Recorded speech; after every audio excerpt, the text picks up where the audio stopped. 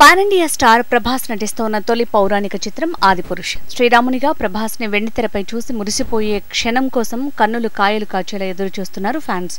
రామాయణం మహాకావ్యం ఆధారంగా ఇప్పటికే ఎన్నో చిత్రాలు నిర్మాణమయ్యాయి. కానీ 3D టెక్నాలజీతో రూపొందుతోన్న తొలి రామాయణ కథా చిత్రంగా ఆదిపురుష్ ని చెప్పుకోవచ్చు. బాహుబలి సిరీస్తో పాన్ ఇండియా స్టార్ గా తిరుగులేని క్రేజ్ ని పొందాడు ప్రభాస్.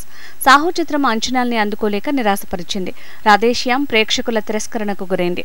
ఈ నేపథ్యంలో ఆదిపురుష్తో మునుపటి తన వైభవాన్ని తిరిగి పొందాల్సిన పరిస్థితిలో ఉన్నాడు ప్రభాస్. అక్టోబర్ 23 ప్రభాస్ పుట్టినరోజు. ఈ సందర్భంగా తన ఫ్యాన్స్ కి డబుల్ ట్రీట్ ఇవ్వాలని నిర్ణయించుకున్నాడట ప్రభాస్. తన బర్త్డే గిఫ్ట్ గా ఆదిపురుష్ ఫస్ట్ లుక్ పోస్టర్ ని రిలీజ్ చేయాలని డిసైడ్ అయ్యారట.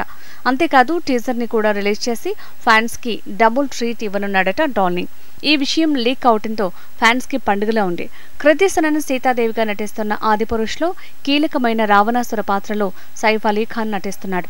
2023 సంక్రాంతి కానుకగా ఆదిపురుష్ గా ప్రేక్షకుల ముందుకు రానున్నాడు డార్లింగ్ ప్రభాస్.